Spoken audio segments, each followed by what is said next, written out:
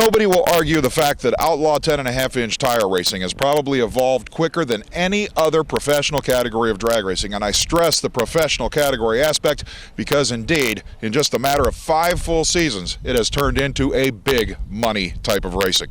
But let's not forget our roots. Back in the mid-1990s when outlaw 10.5 cars were real cars. And believe it or not, there are still a few of those around. Mike Christensen's machine is a classic example. His early model Camaro has been pounding on the 10.5 circuits for years now, and it still retains its original factory identifiability. You're certainly the subject of one of the most famous wheel stands in drag racing video history. But that's what's one of the most remarkable things about it, is the fact that you got this thing to go up as high as it did, being an all-steel car. What in the world happened? And it's obvious the wheelie bars broke, but what was the story behind why they collapsed the way they did? Well, it all started when we put an aluminum block in the car. It could go faster. Oh, there goes 300 pounds off the front end right there. Yep. And you combine that with a broken tab on the rear end housing that holds the wheelie bar, and you've got one hell of a wheelie. A great example of why to check the car before every run, right? Oh, absolutely.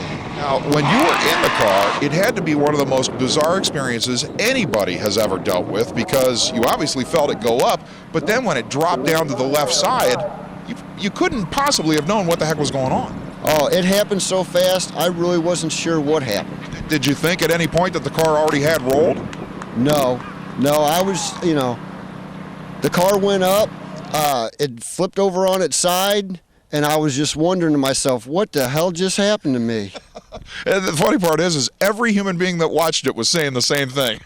It wasn't until after I got out of the car, when the car was flipped over on its side, that I seen the wheelie bar hanging, from its mount, and I knew right then and there what happened. Yeah, the video, the classic urban hillbilly shot of you exclaiming your displeasure is prominent. Yeah, I was doing the Mikey Stomp.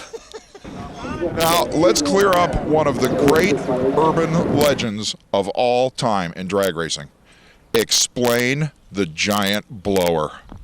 Well, my dad brought that home from a junkyard, and we think it came off of a freight train. Really? And it was so cool that, we just had to stick it on the motor.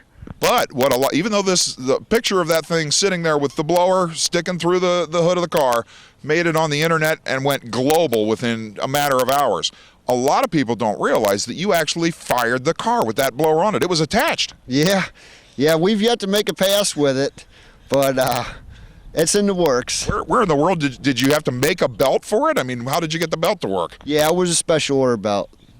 Absolutely insane. Any idea how much boost that thing was supposed to put out, or would it just blow the heads right off if it ever ran? Well, when we fired it up the first time, I just blipped the throttle once, and it raised the front wheel off the ground about an inch and blew both head gaskets. That's exactly why I asked that. All right, back to reality.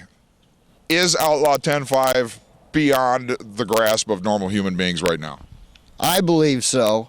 I think they need to put some restrictions on it somehow to keep it to where you don't have to have a $150,000 race car to go race for peanuts. But there is the advantage right now of being able to take the wheelie bars off and run some of the limited street outlaw races, or putting drag radials on it and running that way.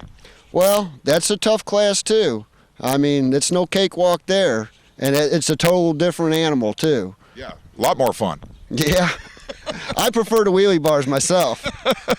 No wheelie bars and DOT tires. Yeah, I think he'd probably go for that. And I can promise you Urban Hillbilly would be there for every pass he ever made for the rest of his life. I'm 31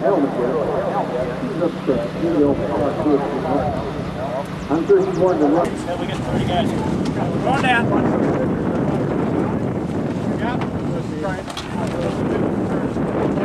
Toes. So easy. Good job, guys. Good job. There we go. All right.